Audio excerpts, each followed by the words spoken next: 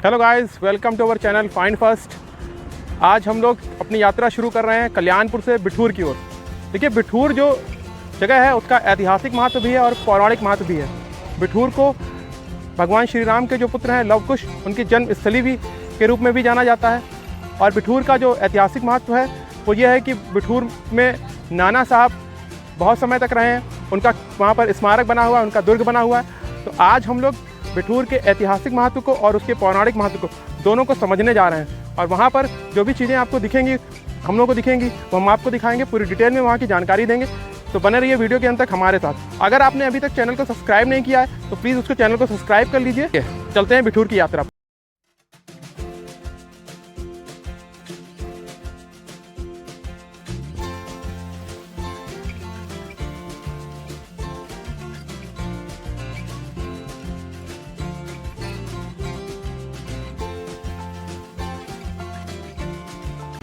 बिठूर की तरफ जैसे ही आप प्रवेश करते हैं, पेज पर आप ये मनु द्वार लिखा देखते हैं। देखिए, रानी लक्ष्मीबाई बचपन में यहीं पर रही हैं और उनके बचपन का नाम मनु था, तो इसीलिए यहाँ पर उनके नाम पर मनु द्वार बनाया गया है। बहुत ही सुंदर बना हुआ है। चलिए आगे चलते हैं। नानाराव पेशवा स्मारक पार्क। बाजीराव द्वितीय जो अंतिम पेशवा थे, उनके दत्तक पुत्र नाना राव पेशवा की स्मृति में बना हुआ ये स्मारक पार्क है। यहीं पर उनका किला भी हुआ करता था, क्योंकि अंग्रेज़ों के विरुद्ध उन्होंने 1857 की क्रांति में बढ़ चढ़कर भाग लिया था।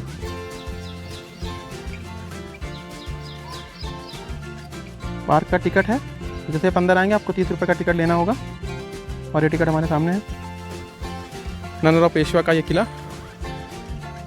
किले के मुख्य द्वार से हम लोग अंदर की प्रवेश करते हुए की सुरक्षा में लगी हुई तोपें,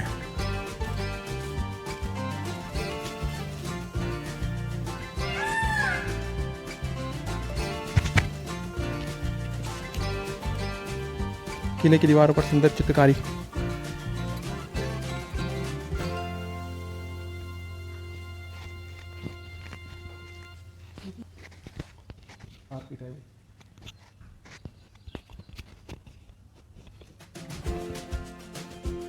तो चलिए अब हम लोग म्यूजियम के अंदर चलते हैं और देखते हैं 1857 की अमूल्य धरोहर।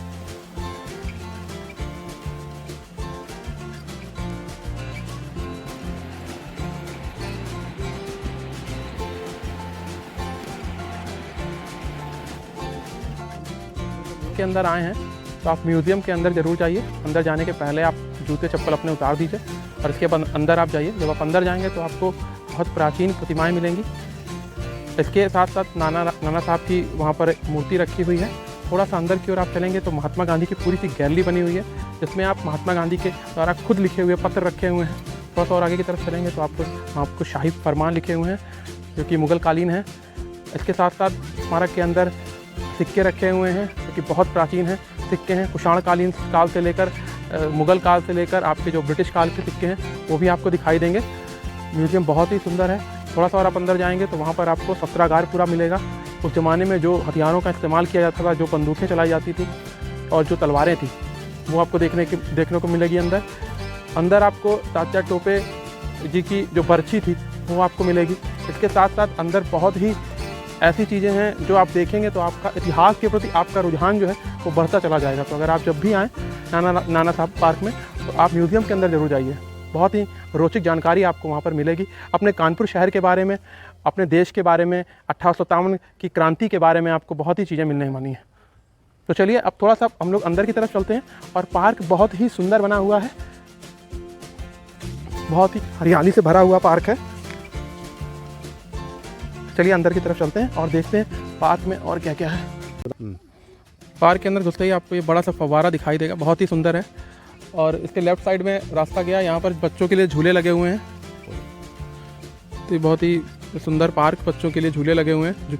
उसके ठीक बगल में रेस्टोरेंट है, तो वहाँ से खाने पीने का सामान आपको मिल जाएगा। तो चलिए अंदर की तरफ चलते हैं और देखते हैं और क्या क्या है पार्क में।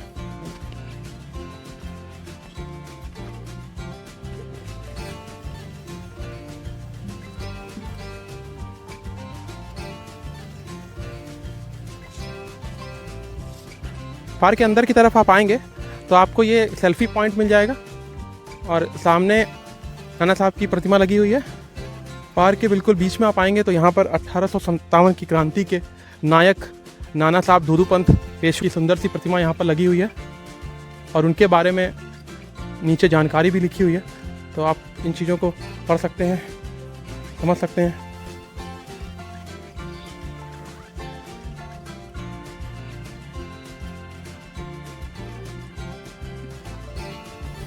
जो सामने आप देख रहे हैं ये स्टेज है और यहाँ पर बिठूर महोत्सव मनाया जाता है, हर साल मनाया जाता है। कोविड की वजह से अभी नहीं, 1-2 साल से हो पा रहा है, लेकिन अब फिर से बिठूर महोत्सव यहाँ मनाया जाएगा। तो पूरा स्टेज है और स्टेज में आप थोड़ा सा पास में मैं आपको दिखाऊंगा, उसमें बहुत सुंदर चित्रकारी बनी हुई है। भारत के स्वतंत्रता संग्राम का यह तीर्थ स्थल है। इस स्थान का ऐतिहासिक महत्व बहुत ज़्यादा है। यहाँ पर वीर नाना साहब पेशवा, तात्या टोपे, अजीमुल्ला खां और राव साहब की मंत्रणाएं हुआ करती थी। अब यहाँ पर इस समय जो बना हुआ है स्टेज, यहाँ पर कार्यक्रम किए जाते हैं। तो चलिए हम आपको स्टेज में बनी हुई कलाकृतियाँ कुछ दिखाते हैं। चित्र आप देख रहे होंगे, ये लवकुश अश्व को पकड़े हुए हैं और ये भगवान वाल्मीकि हैं, रामायण को लिपिबद्ध कर रहे हैं। और ये किले की फ़ोटो है, चित्रकारी यहाँ पर। और यहाँ पर कुछ आपको दिखाई पड़ रहा होगा, ये हाथी और पूरी सेना दिखाई पड़ रही है।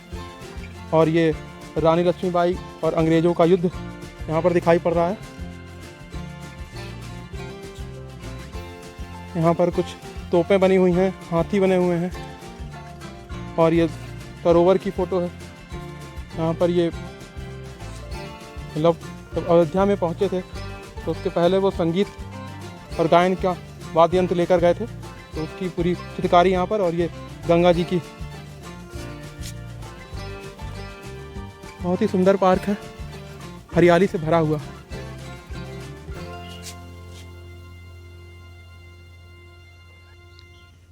तो पार्क के जब काफ़ी अंदर आप आ जाएंगे तो यहाँ पर 1857 की क्रांति के गोरिल्ला युद्ध के नायक तात्या टोपे के जीवन परिचय के बारे में आपको यहाँ पर इंफॉर्मेशन मिल जाएगी। तात्या टोपे जी का जीवन परिचय यहाँ पर पूरा लिखा हुआ है, आप आकर पूरा डिटेल में देख सकते हैं, पढ़ सकते हैं।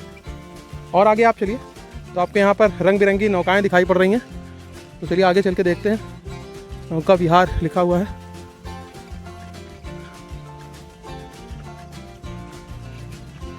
यहाँ पर सुंदर सी झील दिखाई पड़ रही है और झील में सुंदर सुंदर नौकाएं हैं। चलिए आगे की तरफ चलते हैं।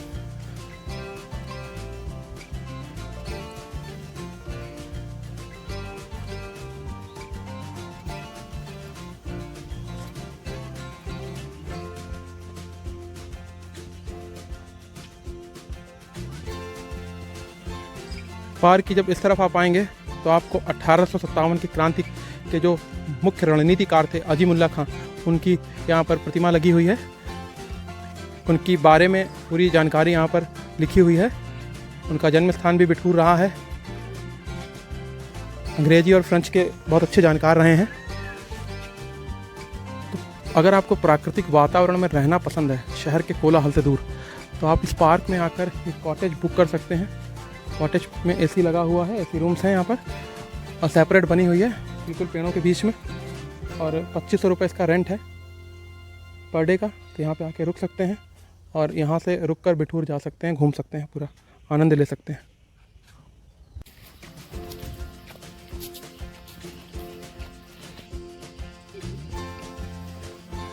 हम लोग अब नाना राव पार्क से बाहर आ चुके हैं और गाइस हम लोगों ने बहुत मेहनत से ये वीडियो शूट किया है, बहुत तेज़ धूप में शूट किया है इसको।